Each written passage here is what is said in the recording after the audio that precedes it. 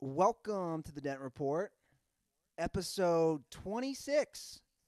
I'm Andy Ruther, live from Los Feliz, California today, with my co-host, Matty Goldberg. 90 degrees today, should we say. It's beautiful. April 9th, 90 degrees. Feels great. I feel good. Good to see you. I haven't seen you in a while. It's been a couple It's weeks. been a few weeks. You were off doing what we Comedy. refer to as East Coast Thustin'. Yeah, East Coast tour. I call it same shitty jokes, better attitude. 'Cause I don't write funny jokes, so Why is that? I don't know. It's like I try and they suck. So if the jokes suck, I just throw them out. So But isn't that the process of comedy? I know it's my weakness. Like if people have like kryptonite comedy, like can't do crowd work, can't do this. My kryptonite is I don't write enough jokes. That's mine too, though. I'm not. It's I'm not- hard. I'm not putting that on you. It's the most difficult thing. You know what Seinfeld said to do? Yeah. He said, and this is not easy, and it doesn't sound like it's that much, but it's not easy. I think he said to write an hour a day. Yeah, I would just put scribble scrabble because I used to try to write. Like I would sit with a notebook and it wouldn't go anywhere. Like I have to live to write a joke. Like something has to happen to me to get a joke. And then I tell it and I'm like, oh, that would be funny on stage. Like inspiration. Yeah. But I also use now, Prano and I have talked about this, using tweets that do well to maybe formulate an idea And that's awesome. for a segment. Like I was thinking of a You don't write jokes on Twitter. No, Ever. not really. Sometimes I'll write one like one I do like every year on the first wild card Saturday. I'm like the first game should be called the Bill O'Brien 9-7 Bowl, but that's not really for stand up. Yeah. That's kind of a joke. But I was thinking of a premise. It's dumb, but like you ever hear like somebody's text message ringtone and you used to have it like years ago and it brings you flashbacks of like a terrible girlfriend? What do you mean? Like Like specify. I'm a little lost on Miss this. Yukon's girlfriend, no, Miss Yukon's mom, her text ringtone was mine from like 4 years ago. And when I hear it, fuck. Just go with it. We're Just gonna go go with with it it? today. Okay, we're gonna go with it. We're gonna deal. So when I hear that ringtone, it immediately goes back to this relationship I was in of like this girl sending me like, I'm in a bar, it's 3 in the morning and it sucks. Did you ever buy a ringtone? No. I- But I got charged and I flipped out. Like, when did you get charged? T-Mobile charged me about 9 years ago. Like they put a text like, "Hey, do you want these ringtones? Yes or no?" And I of course hit no, and then I got billed like $40, and I flipped the fuck out. When was this? 8-9 years I ago. was gonna say, yeah, when ringtones are big. You know what ringtone I had for a while? I have to make a confession. Crossroads by Bone Thugs. No, it was Flava Flav. Every time somebody would call me, he would just go, "Yeah, boy." That must have been your St. Louis $ airing days. No, that was when I was in Vegas. When he, that was when I was living in Las Vegas. That's when his show Flavor of Love was real big. Yeah, he was dating Bridget Nelson. I used to watch that show. Like, I'm not a big reality TV guy, Yeah. but I found Flavor Flav so hilarious. Oh, he's very entertaining, and was he really having sex with Brigitte Nelson? Yeah, That's crazy. that's Sylvester Stallone's ex-wife. Not only that, here's a fun fact because I go way back. There was a great player on the New York Jets named Mark Gastineau, Yeah, I remember him. and he used to do the sack dance. And he retired from football for her. They were dating, and he was like, I want to, like dedicate my life to her. And he retired like maybe 2 or 3 years too early Well, for people who don't know, Bridget Nielsen was in Rocky 4. Rocky IV. She was a supermodel. She was Drago's wife The in hot Rocky Russian. IV. And, yeah, she was married to Sly for a minute. She hit a wall, like as far as looks, and then it got weird when she started dating like Brigitte Nelson. You mean when Bridget Nielsen Started dating Flavor Flav. Do you think they were really dating? You do bring up a good question. I think they fooled around a little, and I think she just hit a wall. I got another funny story about Brigitte Nelson. What's that? So This one guy, this is how like tacky Hollywood is. Like you're either in with the right people or you're in with the wrong people. So this guy was like sending me out, like he wanted to manage me and send me out for like acting and shit. And he was like, I got this client that's like getting a lot of work, and it was Brigitte Nelson. And he's like, she's getting so much, like, he was like bragging to me how good he's doing. But she was just getting shit as like a gag. You know, like, So your manager also managed Bridget Nelson. yeah. So, but what he didn't, what he was trying to brag like he was getting her work, but she was just getting work as like a joke, you know, like as like the butt of the joke. But he had to have known that. He was acting like it wasn't, like she was a legitimate actress. And this is like 2 years ago, so this is not like the Rocky days. This is like she was, you know, supposedly banging Flavor Flav. She's hit a wall. She's a mess. She's a joke. She's like a reality star, like joke, and let's put her in like Sharknado or something for like a minute.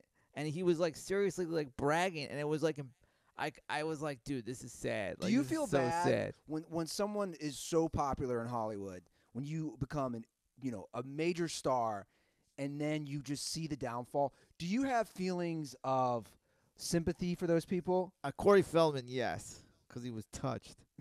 This is Corey Feldman. I love following him on Twitter because he says all this shit, and he has Corey's Angels, which is like lingerie parties. Have you seen the pictures? No, I haven't. He has these parties with just girls are in their underwear, and he's just like doing his shitty music. And, sorry, there's one dog upstairs. You have to admit that dog is evil. That dog is evil. My sister got a dog that she doesn't take care of, so I hope she doesn't hear this. Well, she won't, so don't worry about it. It just barks. It needs a barking collar. Your sister liked a Yeah, she did. Dent Report tweet. Yeah, she did. So what's her deal? Like she doesn't follow Dent Report, but she's seeing some of the She sees tweets. stuff on Twitter. Yeah. Is she still out of town? No, she's upstairs right now, which is shocking that she doesn't tell the dog to shut up. Maybe we need an intervention live on Dent Report. No. I'll get her down here eventually. She'll come down here eventually. She'll come down here eventually. But here's the thing with Corey is like I was like started like quote tweeting at him, like making fun of him, kind of like you go Corey, and then all the stuff came up about him being like molested, and I'm like I can't make fun of him. Yeah. But I'm saying a person who probably wasn't molested, do you feel bad when you see a celebrity who was at the top and then had just fallen? No, not really, because they tasted stuff we'll never taste. Like they lived a good life. It's like, dude, you did something that most people will never do for a few years. I've always said once you've made it, though, you've never completely fallen off. Does that make sense? Because once you've made it in Hollywood, you can still get paid to do things. Yeah, and you get paid like whether it's an appearance, a commercial, you still can live a profitable life is what I'm saying. Sure. I think for a lot of these celebrities and actors, like take a girl like Emma Stone. Like she gets the best roles as a woman in Hollywood. Sure. Now you got to stay up there. That's the hard part. It's like you make one bomb, it's like on to the next. You know that my first management group that managed me out here managed her. Yeah. They didn't do shit for me. So like I met them and they're nice, swank, Beverly Hills, right by Rodeo Drive office. At the time they managed, this is before she was as big as she was now, but she was still big. Yeah. Like Superbad had come out. So some of their clients were Emma Stone, Anna Faris, Brad Garrett, and this that's a really good list. Yeah, and they also had the guy, what's Gossip Girl? What Penn Badgley? I don't know him. Okay, so they had him too. So they had some mega stars, and then they brought me on and got me no work. And sometimes with a guy like you, they want you to do something on your own. You know what I did? You know what they told me to do? What? They instantly, and this is what I don't like about all this. Yeah. They had me cut my hair. One of the guys was gay. Not that matters, but he was big on the look. Sure. And he's like, I think you look better with shorter hair. Yeah. And I buzzed it off. And it's like, you think what they say is going to make you a star. No. A lot of times, too, something like you, they're like, all right, go do something. And if you do something, we'll piggyback on it. And that's what really sucks. Yeah. So it's like other people are like pushing hard, and then I've had managers with really good clients, and it's like, okay, you go do your thing, and if you hit something, we'll be there. But it's like, no, I need your help, you know? Well, I think that's why now that you and I have had experience, we've been out here, wouldn't you agree? I think it's better, not always, but I think it's better to have a manager who doesn't have big-name clients because they're going to give all their attention to them because that's where their money comes from versus guys like us. Well, I disagree and agree. I mean, I've had a manager one time that was like, you'd be perfect on Conan. I know the Conan people. And then I'm like, oh, I'd love to do Conan. You know the people. And she's like, well, I don't really know them. I know, She's like, I know the name Conan. exactly. And like when they try to sign you, they say like all the right things. And Yeah. then when you sign, you realize it's like you're basically managing yourself, and not Yeah. only you're managing yourself, you're like, wait, I got to give you 20% to you who doesn't like do shit for me. So it's hard, man. So how was your tour? It was good? Tour was great.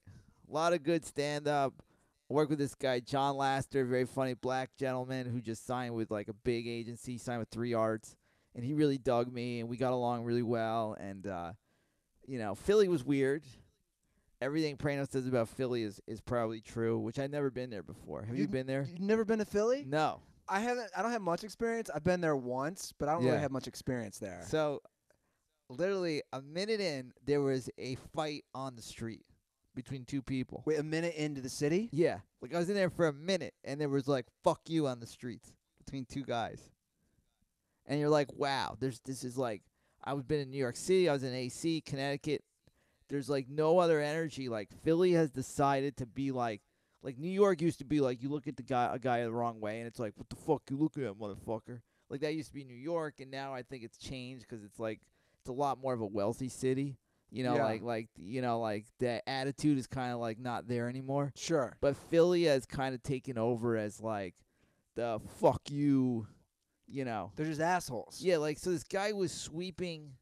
There was like puddles because it rained, and he was like sweeping the puddles so people could walk by. Okay. And of course he's not gonna like shoot the water in somebody, but like I'm from like you to me.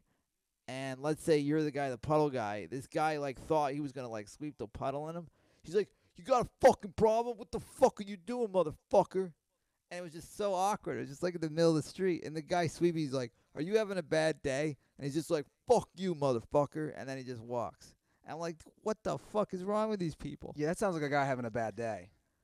Well, how were the actual shows? The shows were, like, the first one was great. And then the second one, the crowd was, like, a little in and out. Yeah.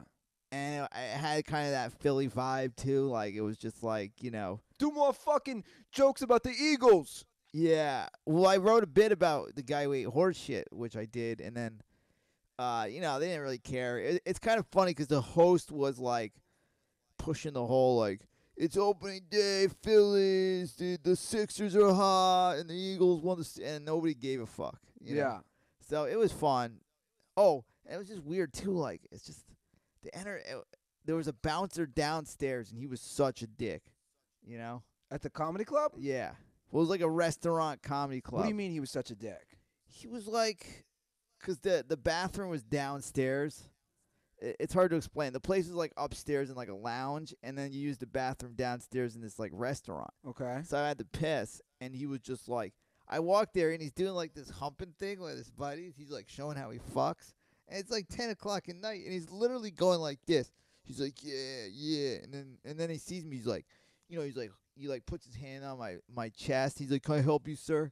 And I'm like, where the fuck is this energy coming from? Not to mention touching someone. That's a big move for me. So he touched me. Yeah. Sorry, I even touched you. No, that doesn't bother me. 'Cause Yeah. we're friends. Yeah. But that's what I'm saying. If you put your hands on someone you don't know, And he's massively big. like I don't like that. Even if it's in a friendly manner, I don't like Yeah. touchy people. So like everywhere else, everybody's like so friendly and just like it was, even like New York City is like so like friendly, and it's just like pretty like whatever. So you just think Philly people are assholes? It's fine. Just say it. It was weird. It was like the stereotypes kind of came true, if that made sense. Yeah. And I know people who listen are from Philly. Like, they don't get mad about this. They love it. They embrace it. They fucking embrace They it. love the hate. They love it. They love the machismo. They love that, like, in a minute, like, guys are, like, saying, fuck you. Is it kind of like, I love Silver Linings Playbook. It's one of my favorite movies. Yeah. Is it like that movie, how the family is about football and how Bradley Cooper is? Oh, yeah, yeah. Because the host is, like, this dude named Russ who used to live out in L.A. He actually used to run the Eagles Nest, which is in Big Wang. I think Big Wang's went out of business. Yeah. And he used to run all the Eagles fans would meet up. And I know a guy who worked at Big Wings. He's like, they were the worst people ever. And he just like, he's just like all Philadelphia. Like my grandpa cried, my dad cried. We all cried. It's generations of tears and all Yeah. that shit. So that's cool, but the vibe was weird. AC was great. I love doing casinos because you're like performing like you're next to your room. Like I was like, just go down one floor and you're at the place. So that was cool. And it was like a strip club turned into a comedy club. So that was pretty cool. And you just celebrated your birthday. My birthday, yeah. Just got dinner, pancakes. What'd you do? Just had dinner. You had pancakes? Yeah. For dinner? No, for breakfast on my birthday. The night before, I had a really good dinner at this place called Cliff's Edge. Do you know John Mulaney? Yeah, comedian? Yeah, he was there. And I was like... Do you know him? No, but I said I hate him, and then it ended up he was sitting like 10 feet away from me. What do you mean you ended up saying you hated him? Like, Miss Yukon's a witness. So I was like, oh, this guy, John Mulaney's here. He's a comic. I'm like, I fucking hate him. Why don't you like him? I don't know him. I've never watched his I just comedy. find it. I'm just jealous. At least you know I'm it. not a fan. I'm not a fan, but I'm jealous. Like, he knows how to do stand-up, and I'm sure a lot of the fans think he's hysterical. But yeah. like, I just find him annoying. He does this Ice-T bit where he makes fun of Ice-T on, like, Law and Order is, like, his big bit. And it's just, like, I don't know. He's had a really good He's career. kind of feminine, too. You don't like that? No. I don't know. He's kind of like, we probably started around the same time, and, like, they're like, oh, this guy's handsome, and he's non-threatening, and he's just, like, nice and sweet, and he's, let's push him. Well, the key is for us is it's not easy to do, but I think the key in comedy is to try to not compare yourself to other people. Yeah, of course. And again, this is not easy, just to be yourself. Yeah. But that's not easy. So then I had another bad moment. My sister's boyfriend, my older sister's boyfriend, he got me the Moshe Kasher book. Do you know who Moshe Kasher is? Is it Moshe or Moshe? I don't know. But another guy can't stand. Like, just can't stand. Is he... He married Natasha Leggero. Yeah. And they have... she's pregnant. I saw her on Conan last week. Yeah. So you didn't like that? So I was like, I opened up. I was like, I fucking hate this guy. Wait, did you say after he gave you the book? Yeah. Miss Yukon was so mad at me. She's So like, you're so rude. She's like, just say like, oh, yeah, thank you. dude, you got to bite your tongue there, man. I agree with her. So he gives you the book. And the second I get it, I'm just like, I hate this guy. Which you're basically shitting on his present. Yeah. Oh, that's pretty rough, Matty. I know. I apologize, but I was like, it was like the heat of the moment, like, oh, this fucking guy. That's like my dad. See, my dad has a bad rap with my family. Yeah. Because he's not good at accepting gifts. Yeah.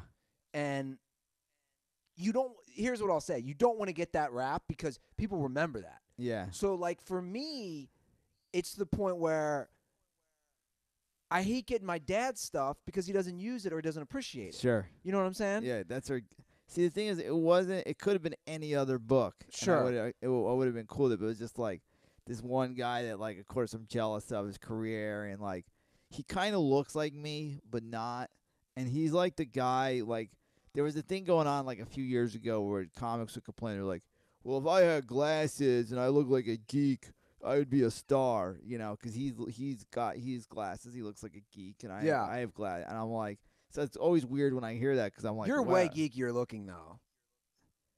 Yeah, but he plays it so, like, he plays it up. And yeah, but he does. And again, I don't really know him, and I haven't watched too much of his comedy. Yeah. But you're definitely more authentic. You Sure. play it up. We all play it up. I'm real. We all play characters of ourselves on stage, Sure. on shows, whatever. Yeah. But yeah, I agree. You're pretty fucking real. So the funniest thing about it was, like, so I flipped out for a second and I realized. So now I was like, let me give it a chance. So I go to YouTube, and the first video up, he's talking about how he doesn't like skinny girls. He's like, I like girls with big butts. I'm like, you're married to Natasha Leggero. He's like the most petite little girl in the world. You fucking liar. Yeah. It's so amazing. But it's like, sounds cool if you're a comic. You're like, I don't like, I don't discriminate against, like, like, I don't like model-looking girls or beautiful girls. I like all girls. And you're just like, get the fuck out of here. You're married to Natasha Leggero. Fucking liar. So I got that gift and I flipped the fuck out, and it was rude, and I was a dickhead. Well, you told me something that I found extremely interesting and Oh, Dent this is report awesome. discussion worthy. Yeah, this is amazing. Because we're talking about, obviously, you just had your birthday. Yeah. You said that your girlfriend's friend's boyfriend, Mm-hmm. for his birthday, wanted anal sex from his girlfriend as a present. Yeah. So bizarre. All right, here's the scenario. So I go out to dinner Friday, and then Miss Yukon, we were on the East Coast, so she's like, I haven't seen my girlfriends in a while. You know, can I just go out, like, have a drink with them? I'm like, of course. So she goes out, and you never know, like, you think girls are talking about, like, whatever. What do you think girls talk about when they're alone? I think they talk a lot about guys and sex. Yeah.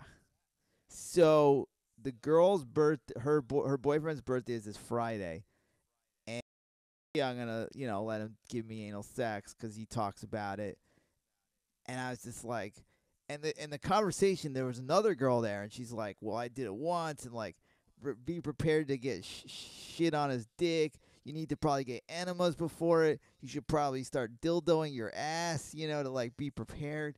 And the girl's like, she doesn't really want to do it. And I'm just like, what? Like, why? How awful of like a situation for everybody. It sounds miserable. All I want, you know what I got? I got dinner and a cool cell phone charger, and I'm a happy boy. Yeah. Like guys, you don't need to like force your girls to have anal sex for a birthday. Well, I think you should bring up. Well, let's bring up the whole anal thing. Guys, I'm glad that we can actually have this discussion because I've had this so many times. Guys who want anal sex with their girl are the most insecure men. They just are. I think it's really a thing of like a dominating, like I dominate you, and I'm like, I don't know. I don't find it like sexy or anything. Me either, but that's the insecurity. That's my point. It's a power move. It's a prison power move. Yeah. What says that you own someone in prison? Your ass. Your ass. Yeah. You have anal sex with them. That means I've dominated you. I've demonstrated my power over you. It's the same thing in a relationship. So for a guy to say, hey, I want my birthday present your ass, what is wrong with you? It makes no sense too, because it's like one person is going to be enjoying it and the other person is like suffering. Now you and I, we disagree on certain things, but I've noticed we always have a common ground when it comes to this, when it comes to sexuality and like hooking up. And I think it's this, that you should want to please your partner. It's a mutual thing. Yes. It should, for a healthy sexual relationship, you should want to please them as much as they want to please you. So if the girl, like you said, is terrified to go into this. And not only that, her girlfriends are like telling her like preparation, like start dildoing your ass, start getting enemas. Like, it doesn't sound fun. No. Now, look, I get at times you might do something that spice things up a little. Yeah, and that maybe you're a little uncomfortable and you're a little awkward sexually. I get that. Yeah. I think that can be good things for a relationship. But like you said, if the girl's terrified, if a girl just doesn't want to do it, these guys out here are like, give me the ass. I want the ass. Give me the ass. Sure. I mean, I remember like 10 years ago, I was really in love with this girl, and I called a buddy of mine who was a comic, and I'm like, this is the real deal and all this shit. And then he just like, I'm on the phone. He just like stops. He's like, yeah, well, did you fuck her in the ass yet? And I was just like, whoa, where is this coming from?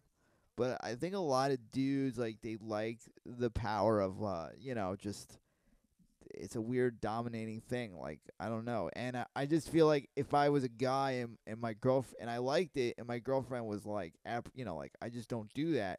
Yeah. I would respect it. Yeah. And I wouldn't, like, push it for, it's such a weird birthday because I might go to their birthday, like he's having like a birthday party, and all I'm going to be thinking about when I'm there is like later on this poor girl is like going to get, going to Pound Town. Like, and she's going to be so uncomfortable, and it's going to be so weird, and she's like probably cringing all day, like preparing for it. This is my advice for guys when it comes to that stuff. I think you should let the girl bring it up. I'm not saying the guy can never bring it up, but I think it's one of those situations where the girl says, hey, I may be interested in trying this. Yeah. And then you try it. But you never be like, hey, you want a dick in your ass? Yeah. Yeah, I don't know. I just thought it was funny because, like, I'm so easy as far as, like, Just give me a cell phone charger, like, and then, like, let's go out for a nice dinner. But it's just funny that, like, Well, we're adults, and birthdays to me are for kids, yeah, and they are. sure, And I could not tell you the last time I did a serious great like this last year. I went to the Rams game, yeah, which is that was great, fun, yeah, courtesy of the Shabelli family. yep, Like I go to the Rams game. A guy who likes sports. yeah, That's a great birthday for me. Seeing a football game, absolutely, hanging out with Prano, the Shabelli family, like hanging out yeah, with my friends. yep, That's a fun birthday. yeah. But these people who turn this into this elaborate event, you're an adult. Well, the cool thing now So just be happy that you're still alive. with in social another media year. too, like, I chilled at home, and all the people that wrote me and, like, wished me a happy birthday, that was, like, cool. Yeah. That meant a lot, and I didn't really need to go do something crazy. I used to have, like, comedy shows, and that was, like, bad ideas. Like, I'd have, like, a Matty comedy birthday, because we get no real. All my friends are comedians, so I'd have no audience, and Yeah. then, like, I'd book, like, 40 comedians, and it's just like a giant open mic. But do you reflect on your life on your birthday? I got a little depressed. I go through birthday depression a little, and then you just realize it's just another day. Why do you get depressed? Because you're older? Yeah, I think you get older and you're like, what what your dreams were maybe might not happen, and they kind of, like, it hits you, and I think that's about it with just like, wow, like, I thought by when I was this age this was gonna happen. Yeah, that can be depressing.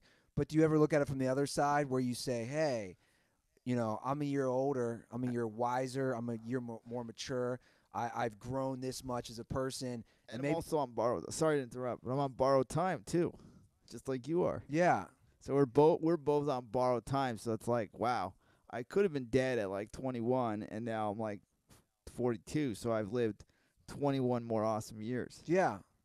And That's the way you got to look at yeah, it. so I'm fine. It's just another day, and then it's over. It's over, and then Yeah. you just move on. Nobody cares after your birthday. I mean, I don't think we like to get older, but No. I think It's not fun. Birthdays aren't fun at a certain age. but I think it's also good, like I said, I know for me to embrace how I've matured as a person, yeah, because I don't know about you, Matty, but for me personally, I'm not even near the same person I was just 3 years ago. You changed that much over time. absolutely, yeah. And I see the change with you.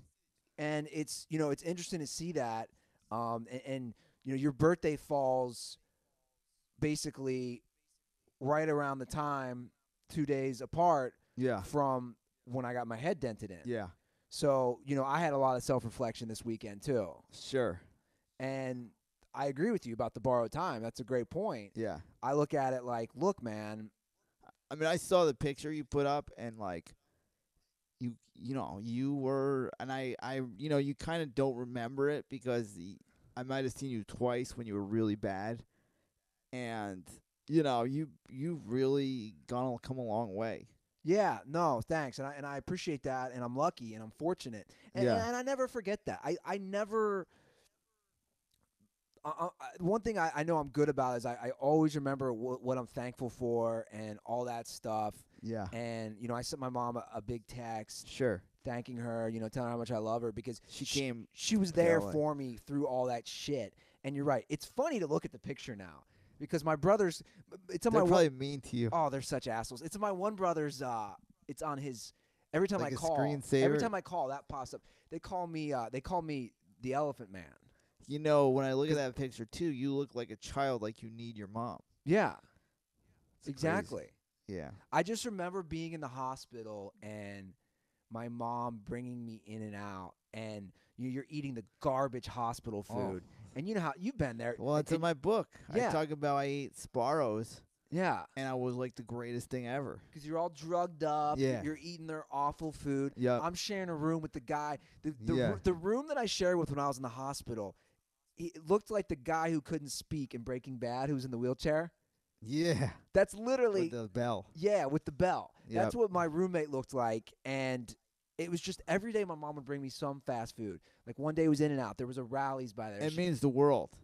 It When means people the bring world. you real food. The last time I was in the hospital, I had a guy. I shared a room with a guy who like wanted to be there. Yeah. So like he just loved being in the hospital Interesting. because he was like homeless and he got food and he would call all day complaining about like they didn't bring him butter or some shit, and it was just like so fucking weird. That is weird. Like I was trying to get out ASAP and he wanted to be there. Is there anything more depressing than a hospital? No, there's nothing more than when they say they're discharging you and you have to wait, and it sometimes takes some hours to do the paperwork. Yeah. And that is the longest hours of your life waiting to be discharged. So I went.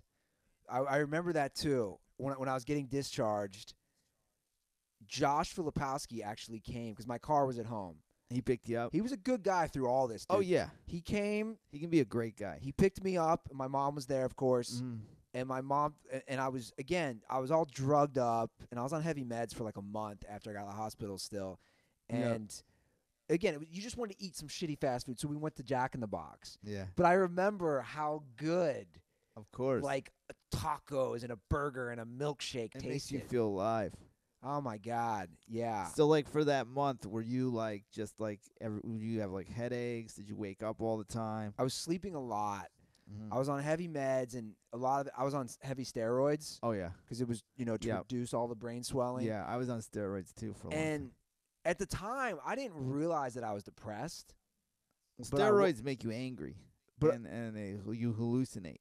Well, I don't remember feeling a lot of that. It was just a lot of sleeping, and I bounced back way quicker than I should have. Yeah. As far as I went out.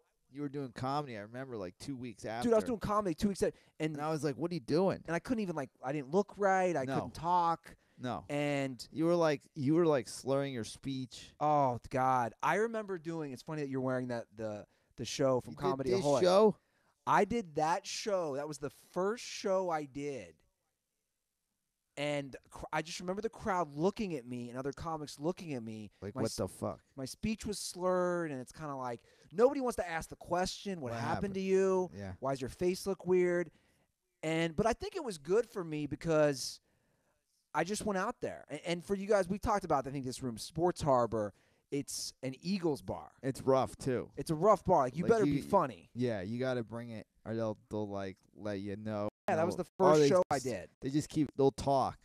Like, if I've seen comics, they're not funny. They just all right, we're just going to talk. Yeah. And did it go well, or?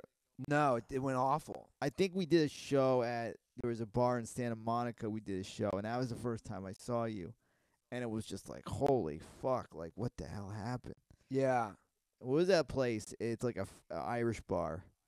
There was a room in the back. I think it was Nick LaFon's show. Oh, O'Brien's. Yeah, that's right. I saw you at O'Brien's. Yeah, that was the first time I saw you, and it was just like, holy fuck. You were, it was scary.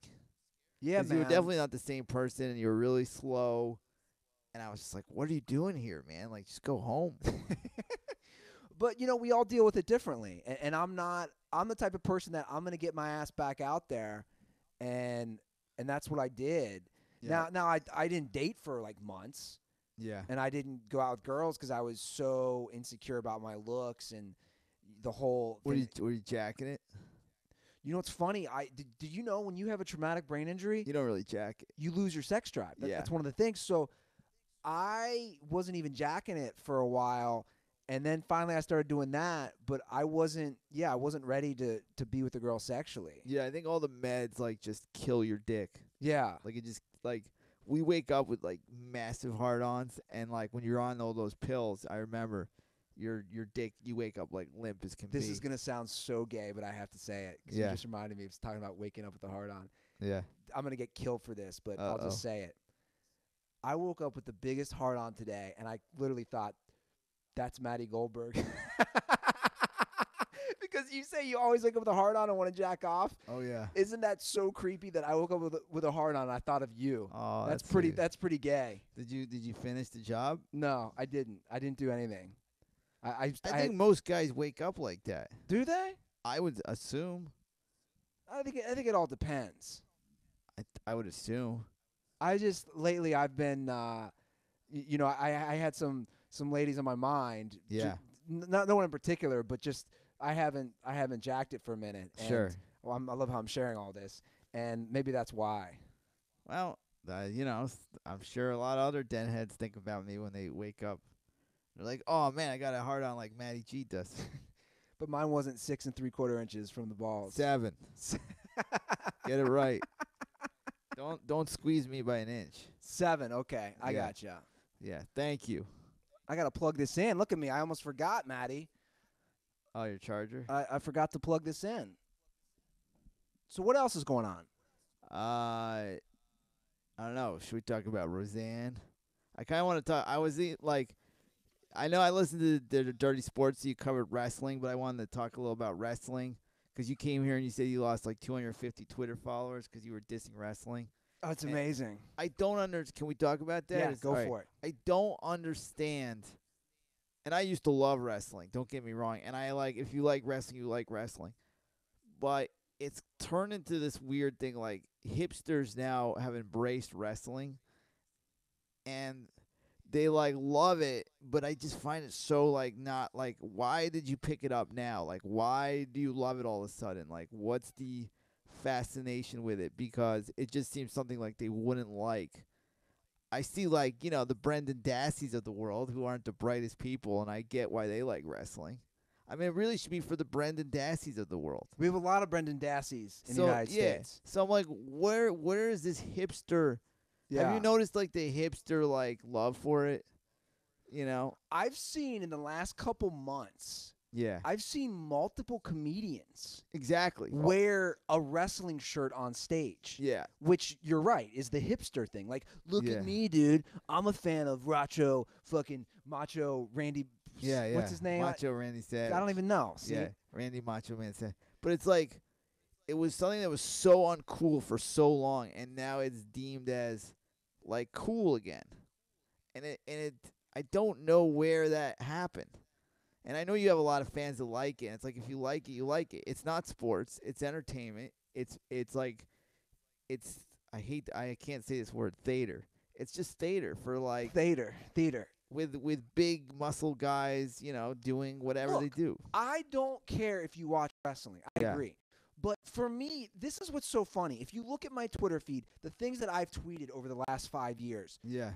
this is one of the biggest exodus or purges of Andy Ruther followers ever. If you're getting that offended by me continuing to poke fun at wrestling, you got problems. You do, because it's a joke. But people come, and this is what people respond. Well, so-and-so watches soap operas. They're just as ridiculous. Yeah. But I think there is a difference. I think the difference is, like one wrestling dork came at me and was like, "Oh, aren't you a big Game of Thrones fan? Dragons?" Well, there's a difference. Here's the difference. Game of Thrones is a wonderfully scripted, written, And directed, well shot. produced cinema. I can't even say the word. Yeah. You know what I'm saying? It's shot beautiful. That's what I'm saying. The whole show is Yeah. beautifully done. Yeah. So to even put wrestling in the same sphere as Game of Thrones is absurd to me. And I'm sorry, it's just absurd. Another thing too is the NFL gets so much shit for concussions and all this shit. The way Vince McMahon, I'm not one of these people going against him, but if you look in his history and you look how wrestlers are treated, it makes the NFL look like Cupcake City. Yeah. Wrestlers are treated like dog shit. The worst. They work almost every day of the year. If they miss a day, they're usually fired. They're all addicted to painkillers and alcohol because they destroy their bodies, and it's you have to work. There's no other company now, so there's one company, so there's no competition. So you have no choice to leave or whatever. There's so many scandals. There was major weird gay sex scandals for years in the WWE. See, I didn't know about this. Can you fill all the listeners in about this? There was a guy named Pat Patterson who was an exec that kind of booked the matches and stuff, and he would come on the wrestlers, and if they didn't take his advances, they were fired. So and there was a lot of lawsuits. So it was Hollywood-esque. The same way. Absolutely. The same way Harvey Weinstein or anyone else in Hollywood uses their power to sexually gratify themselves to get people work. If we looked into the WWE like the history of like how it's run and shit, like it's like atrocious. And like I don't really care to like I'm not here to bring it down or like Sure. but I'm just saying like you guys who go after everything, like if you knew what went behind the scenes, like it's embarrassing. Yeah. You know, like what you pick sides on certain things, but all of a sudden wrestling, you know, gets a pass. Look at fucking Razor Ramon. He's probably like 50 years old right now. He's been a mess for 10 years. You know, because he wrestled every day. There was no like you know, chance to take vacation, no chance to heal his body. It was just like you either do or you're out. Why do you think wrestling fans are so sensitive, though? Because, again, I don't, I was hitting them hard. I'll admit. I was hitting them hard with the living in mom's basement, not having sex. Yeah. I was being basic. I'm not going to deny that, there wasn't any highbrow jokes there. No. It was me being pretty basic. Well, I read this thing like your mom to, tuck you into bed and shit, which I thought was funny. I thought that was a funny joke. Yeah. I tweeted, WrestleMania is officially over when your mom tucks you in bed. It's funny, and then I'm like looking at guys I know who are comics who I always found to be like intelligent people, and they fucking went, and I'm like, what is the fascination that you would spend $1,200 to see wrestlers? You can watch it, Matty. This is all I want from the wrestling fans. Yeah. Watch it fine. Again, I'm not gonna care if you watch it. But just stop acting like it's not what it is. It's no difference than, somebody watching The Bachelor or The Kardashians. Just embrace that it's shit. Well, people watch those like, oh, it's so bad, it's good. But wrestling all of a sudden has become like, oh, it's so amazing. And you know what? I'll stick by the majority of my tweets. I don't care, guys. Like, call me an asshole. I firmly believe if you're a big wrestling fan, I would like to break down the majority of wrestling fans that aren't getting laid and are obese. I'm sorry. Call me an asshole. Well, that's the thing, though. You're a fat, gross kid who lives in fucking Des Moines, Iowa. But, Andy, that's the weird thing is because it was just that. It was the Brendan Dasties of the world, like the really weird, dumb, awkward kid. And now it's like, what are these, like, cool hipsters that, like, think they're better than everybody are now have embraced it as, like, this, like, thing or, like, dude, Monday Night Raw was, like, the shit, like, and they review everything, and they're like, you think blah, blah, blah is going to come out, John Cena's going to come out, and I'm like, what the fuck, what are you guys doing? But hold on, I don't think those are the ones getting mad, though. I think last night, to be fair, I think when I'm tweeting about all the wrestling jokes, right? Yeah. When I'm writing all those jokes, Yeah. it's the guy who's 400 pounds who's sitting behind a meme of Stone Cold Steve Austin who won't show his face. Yeah. That's who's getting mad. Sure. No, I see what you're saying. And again, guys, I'm not like, look, I'm a ball buster. I'm a comic. Yeah. That's all. Dude, if you're going to follow me on Twitter, this is what I just try to understand, and I won't. If you're going to follow me on Twitter and see all the jokes that I write, if me saying that wrestling's not a sport is what offends you, then unfollow me because but they say it's not a sport. Like Vince McMahon will say it's not a sport. He says sports entertainment. Yeah, no, it is. Of course, it's so like you're saying something that the head of the company is saying. Sure, he's agreeing with you, and he owns the company. Yeah, but I just want to know why they're so sensitive.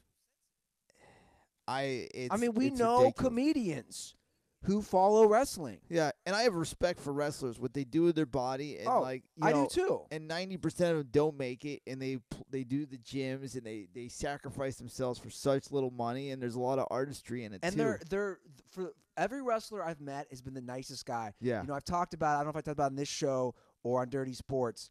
Mick Foley. That night that he was doing time at the Comedy Store when I used to run a show in the small room back in the day, the Belly Room.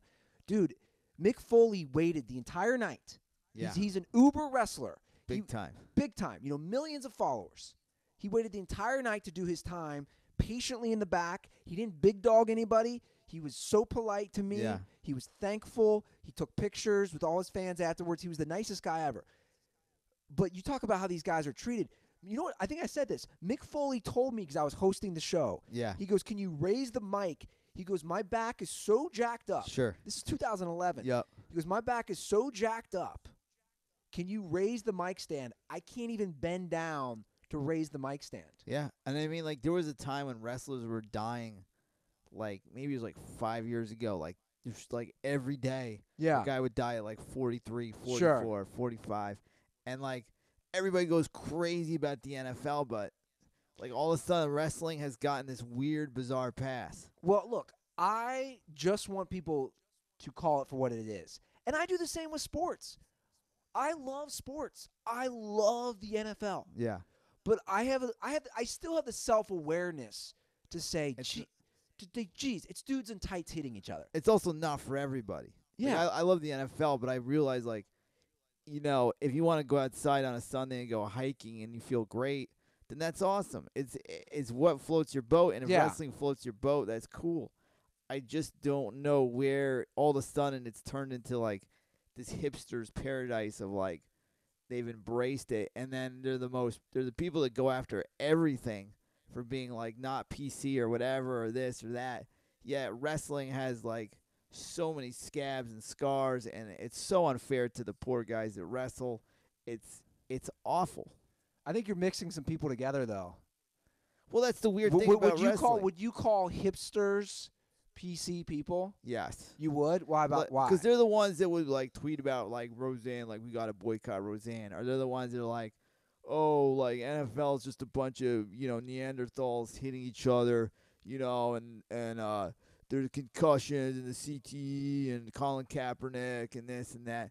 But, yeah, Vince McMahon is the most American Republican that's probably donated so much to Trump. Well, yeah, his wife ran for yeah, she's a Senate Republican. in Connecticut. Yeah, so they're like the most Republican people ever. And, like, again, I don't give a fuck, but it's also the idea is, like, why are you giving them a pass? Because you like watching these guys, like, just ridiculous. And it is a little, to me it is, but if it floats your boat, it floats your boat. Let's rate stuff on a scale of gayness. Yeah. Football, Yeah. wrestling, UFC. What's the gayest? Definitely wrestling. So you put wrestling as the gayest? There's a lot of homoerotic stuff going on in wrestling. So you put wrestling at 1, Yeah. UFC at 2, Probably, yeah. and then football at 3? Yes. Okay, that's fair enough. UFC I don't really get, although there's this comic that, like, I can't stand that's literally my size that's into it, and he has videos of him, like, demonstrating stuff, and it's him, like, rolling around with another guy. And Who is it? This dude named Jamie Kilstein. And he was the Oh, guy was he? He was the big on male Rogan. feminist. Yeah. Then he went on Joe Rogan. Yeah. So there's I love hate watching him. I'm fascinated by him. You love hate watching in general. So he's a guy that I'm so fascinated by. So he always talks about how he's in the jiu-jitsu, which is basically UFC. And there's videos on YouTube of him, like, demonstrating stuff, and he's literally my size, and he's, like, trying to act how tough he is, and it makes me laugh so hard. Yeah, I haven't gotten into UFC either, but, you know, whatever. Again, if you're into it, that's cool. And that's another thing, too, is, like, Ronda Rousey was on WWE last night. I didn't watch it. I just see, like, headlines like, she was awesome or whatever. I'm like, dude, she's done. Like, she's now in the fake world. You know, like, she's now given up on being a real athlete. I'm going to defend her but if she wants to leave the UFC it's smart to go, yeah, it's a lucrative business for her. It's Absolutely. a smart business decision. It's a very smart business, but it's also like praising her is also weird. You would be a great character for wrestling. I would love to be a manager. No, you would be so great on wrestling. Yeah, I'd be a great manager or announcer, but the thing is, like, I'm just picturing you getting body slammed. Oh yeah, it would be great, like a bad guy, like you know how, like, you push, like, the good guy, and you're like, yeah, and they stare down and they like your Dwayne Wade stuff. Yeah, and then the guy does, like, this big move on me, and I just, like, I'm on the ground, dude, and the fans would go crazy. I was watching something, and one of your Dwayne Wade videos popped up. Yeah. When you did that Converse campaign. Sure. Do you know your one video of 6 million? Yeah, of you challenging Dwayne Wade. Yeah. After a game, and and Dwayne's with his boys. Sure. It has like 6 million views. Yeah. Sucks I didn't get any money from that. You got paid. Converse I got paid, you. but like, I had a guy hit me up. He's like, you should be getting paid for that video. And it's just long. It's like, there's nothing I can But do. I loved reading the comments. They think I'm real. people thinking you're some rich guy confronting Dwayne Wade. I love when they go. They're like, fucking white people think they can do anything they want. Fucking jerk. Like, just because you're rich, think you get girls, and it's just like. Then I used to get offended, but then I was like, no, I'm doing my job. People are so dumb. Yeah. Like, the more people hate me, the more I'm doing my job. Yeah, man. I agree. Yeah. Well, it's been a minute since we answered questions from the Den Heads. Yeah. And I put it out the Sure. other day on Twitter, Yeah. which you guys can do at Dent Report. Let me read some of these. Nice. So a couple questions. So we have one from Tyler McCoy. He says, "Hey guys, loving the show. Andy has always talked about his past as a teacher, but hasn't ever gone into detail about it. I was wondering if you have any crazy stories about your time teaching regarding shit students have done, said, or stories involving coworkers. Keep it up, boys." That's a great question, Tyler. I only taught for 1 year. Let me move this dog. I only taught for 1 year. I have so many stories, though. Of kids being, like, unruly, or you, like, being insubordinate?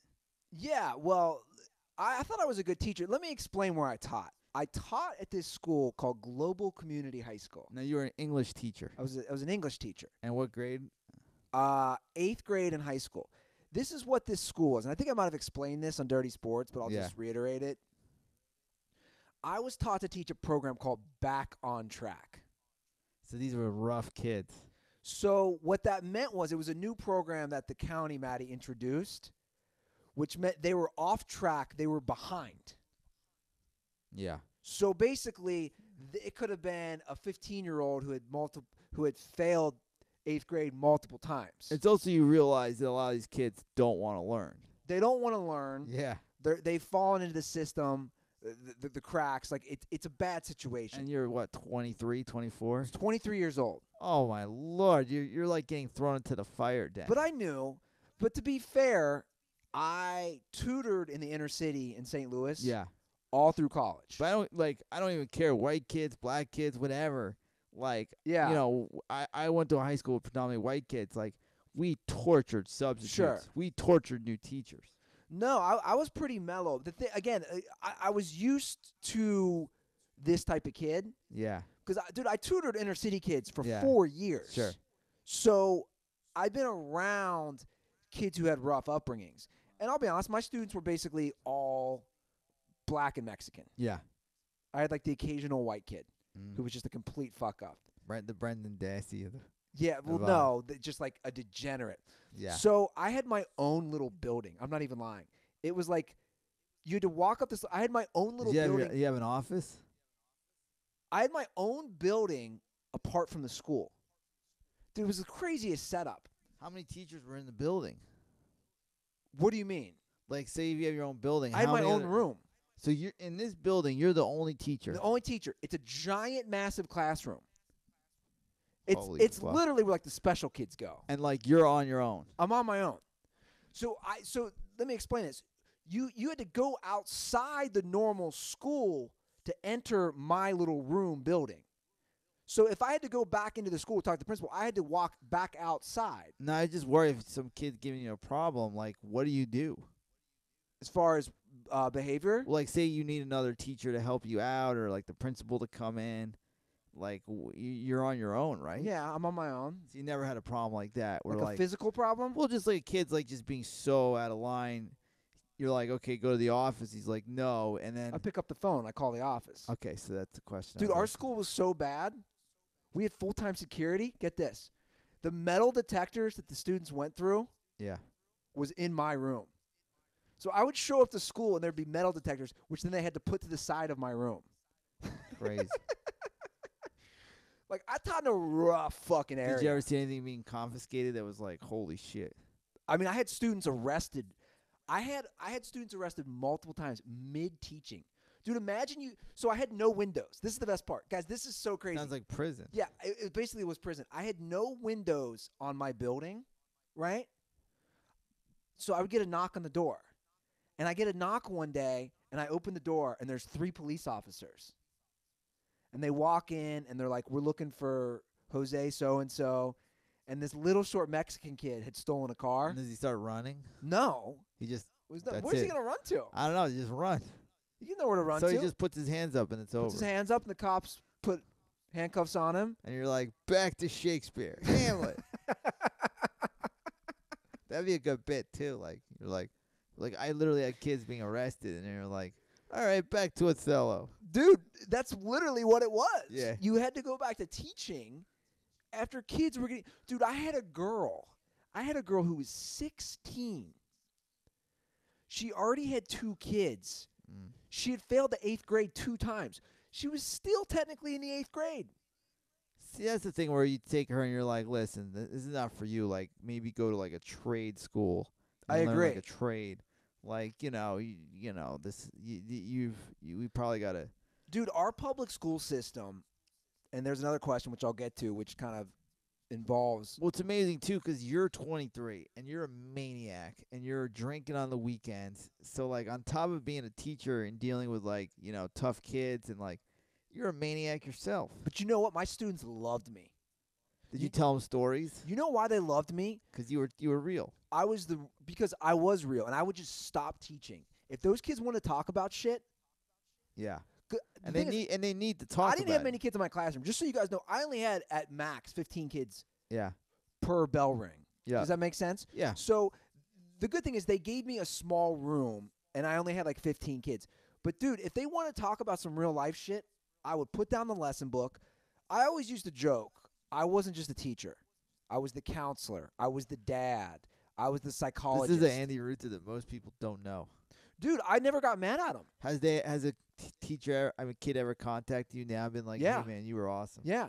I had one student Yeah. contact me, and he's like, dude, we were such assholes. That's funny. And he's like, you were always Dude, you guys see me get mad now? I used to not get mad back then. Yeah. I snapped one day. I remember I snapped one day, and I Yep. threw the eraser down, and I go, you guys need to shut the fuck up. Like, I could get away with saying that stuff. Yeah, of course. You Because gotta do what you gotta basically, do. they're like, dude, whatever you got to do to control these kids. Of course. But yeah, man, it's a broken system, and dude, I had so many stories. So we used to get ripped on Friday, the teachers. Dude, we would go to happy hour. Did you bang any of the female teachers? Not at my school, but we had a group. Dude, the situation was so messed up. And you guys just talk about, like, holy shit, like, It's just shit talking. yeah, like, this kid, like, this is really Yeah, sad. yeah. All teachers do is gossip. Did they, like, gossip about who's going out with who? No, they gossip about about the students. Yeah. Oh, dude, I used to confiscate notes. Yeah. I think I might still have Was some. it like I want to fuck you and all this Oh shit? my God, these kids. The notes would be like, my mom's gone. A lot of times it'd be in Spanish too. Yeah. My mom's gone. Let's go get high. Let's go suck dick. Yeah. Like, dude, these are like 8th graders. These kids are savages. Gee. But I would find notes too, like Mr. Ruther's kind of cute. I'd fuck him. I'm like, Whoa. yeah, just these girls were just degenerates. Everybody was a degenerate. Yeah. But here's a funny story. I get smashed the week of finals, right? So finals is great because you're just giving them a test. Mm. I come in the next day. I went straight to happy hour after teaching. I get smashed with the vice principal, who's the disciplinarian, Yeah. who I befriended. Yeah. I pass out at his house. I wake up. I go back to school the next day wearing the same clothes. Don't even shower. And my teachers are like, yo, Mr. Ruther, man, you wearing the same shit as yesterday, bro. Yeah, Like, th- you they hung know- over, they- man. Yeah. And I had Jack in the Box with me at 8 a.m. They know what's going on. They're smart kids. They're street smart. Yeah. They're not book smart. They're street smart. Yep. They're like, man, you hung over, Mr. Ruther. Look at you. Look at your eyes, bro. Man, you hung over, bro. And I'm like, I'm not putting up with your guys' shit today. I am hungover. I don't want to deal with. I just am 100% honest with them. Yep. Yep. So this kid keeps being an asshole, and I keep saying to him, dude, don't mess with me today. Take your test. Mind your own business. I'm gonna sit at my desk, watch a computer. He keeps messing with me. I walk over to him.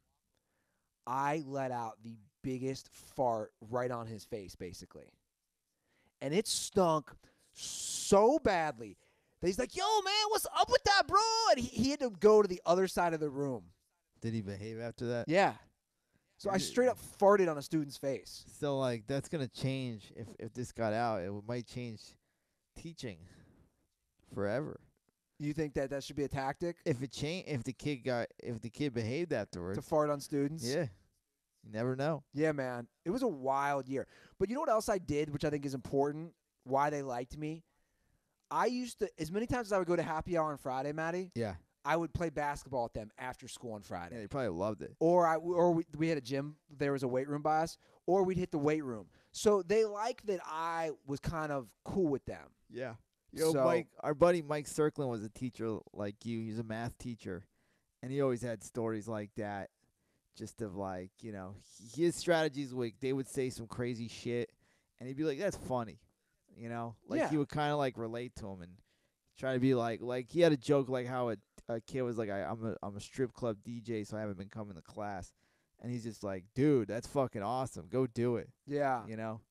What I learned is with those kids, you basically are saving 1 out of every 25. Yeah. You got to find that kid that you can save, And if you do a great job. and the rest are kind of just. And they're it's like they're gonna be fuck ups. I was a dickhead when I was in school, and I regret it. And it's cool to see that they've come to you and be like, "Dude, I was so, I just was such an asshole, and I Yeah. behaved so badly."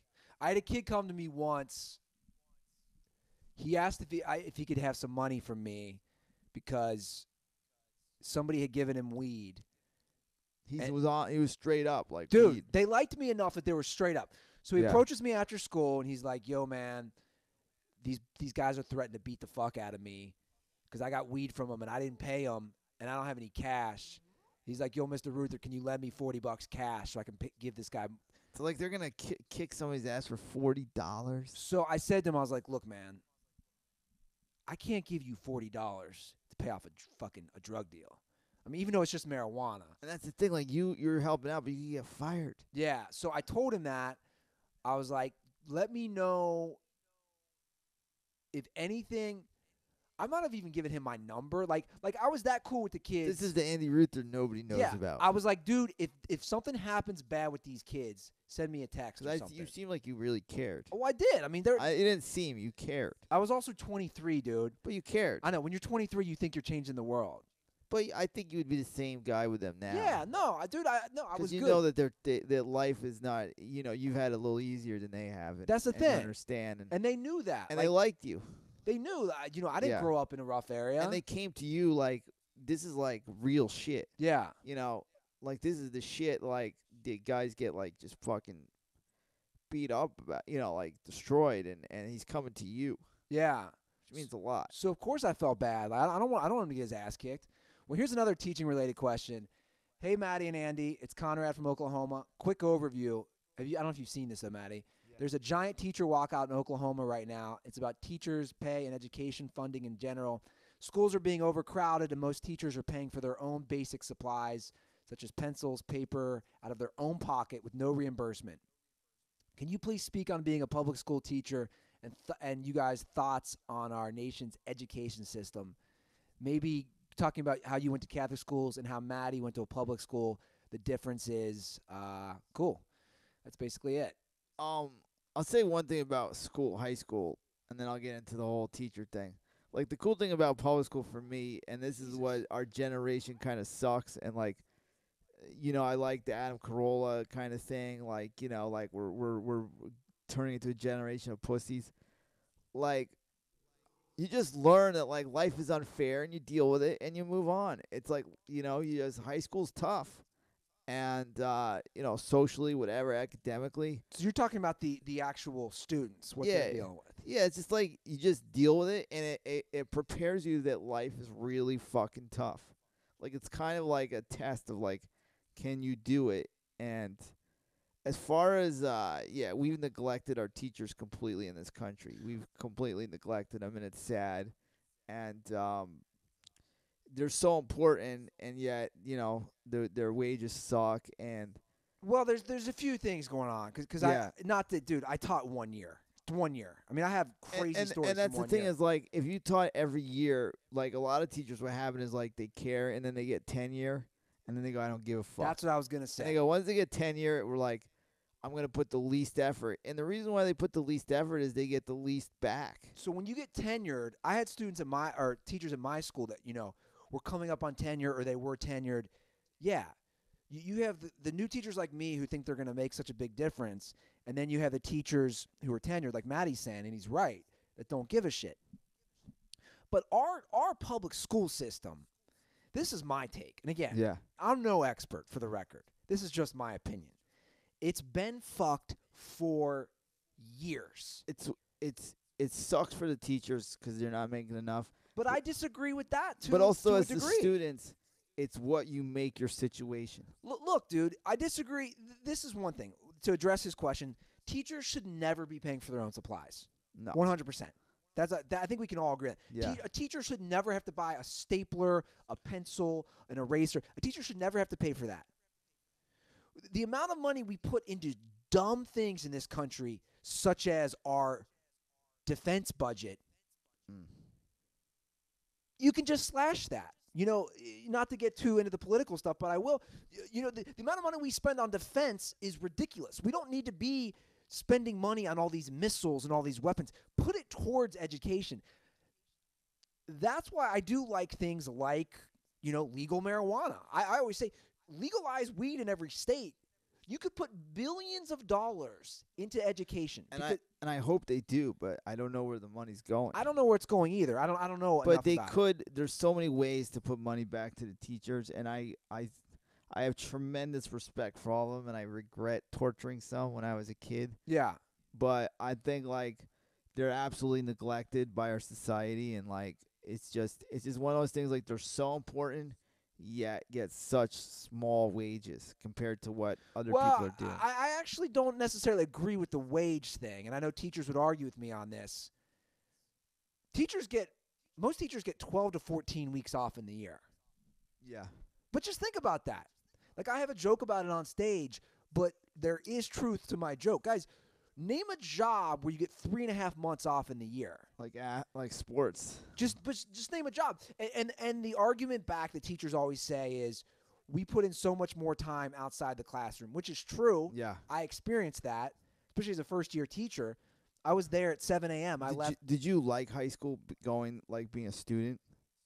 Yeah, but I also went to a private Catholic school. See, for me, I hated high school. It was the longest years of my life. I was miserable in high school.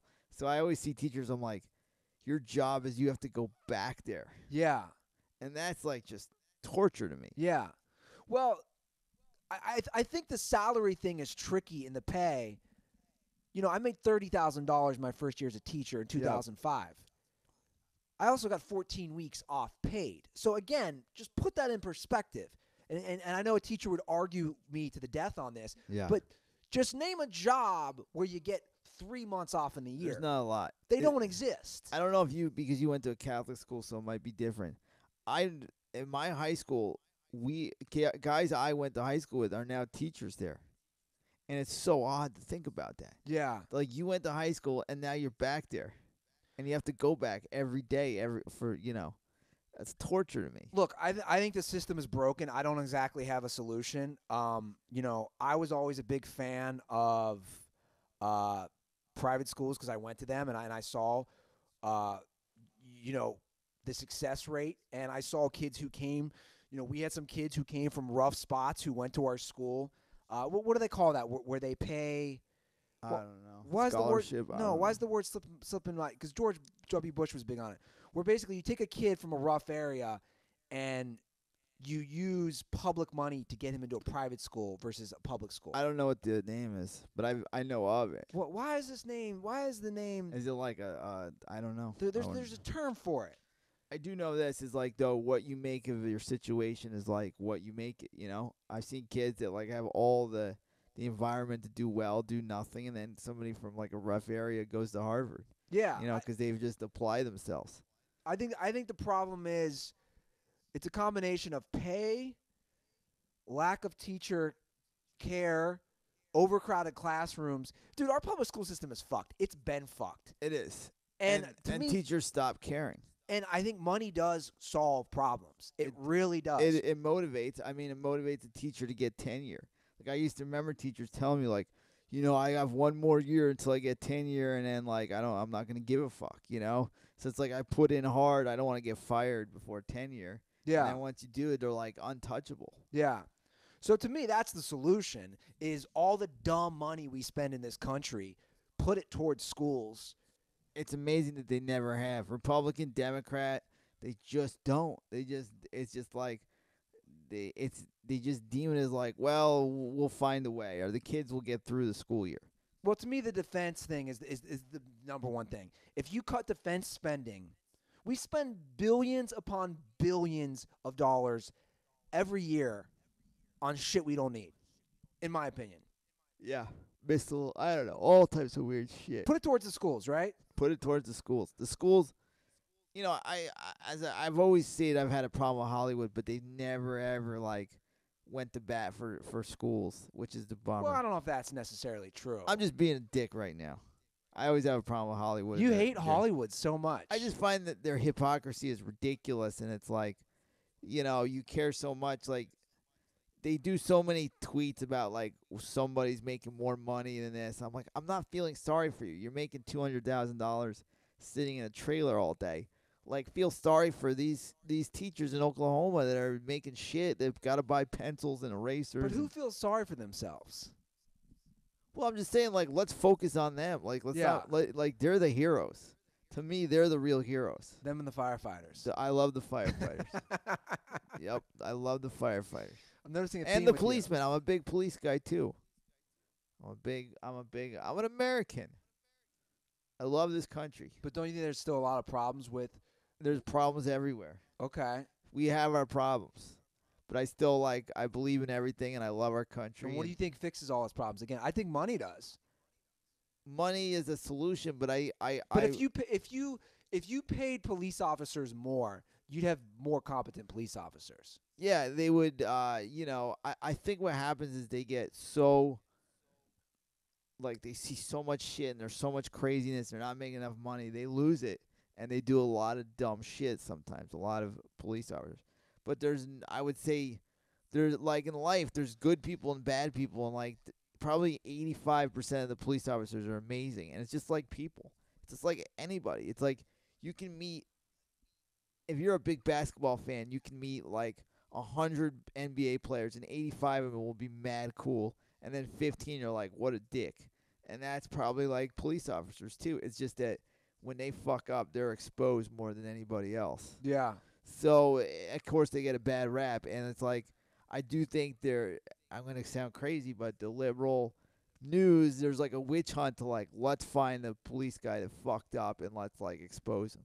Well, and definitely it's clickbait. And definitely some of the shit is just awful and reprehensible and disgusting. But there's 85% of them that are really doing a great job. They're risking their lives every day. Your point is that we always want to show the awful cop who kills somebody. Yeah. We never want to show the cop who saves somebody's life. Yeah, ours in like tough neighborhoods that are trying to make things better. They're like starting programs and stuff like that. So, I think if you became a male stripper, you'd come in as the police officer. Lieutenant Goldberg. Someone called 911 Fun. That'd be my line right there. See, you already have it figured out. You're like, oh shit, the cops are here, and then you're just like, stroke, man, stroker. I had a good lunch with Bryson, by the way. I'm glad. Yeah, good man. Well, Matty, let's wrap this up. Sure. We got stuff to do. We do. You guys can follow us on Twitter at Dent Report. And again, please drop those iTunes reviews and ratings. We got through the show pretty dog unscathed, and now they're ready to go. At Matty Goldberg 1, I'll just plug myself. Yeah, plug Matty. And check the book out, No IQ. I'm sending out 3 today. And thank you, everybody, for the happy birthday wishes. And, yeah, guys, go subscribe to us on YouTube. And one quick shout-out to Jonathan Hoff, the good fan. All right, giving the shout-outs. Love it. All right, Dent heads, thanks for listening, and we'll see you guys soon.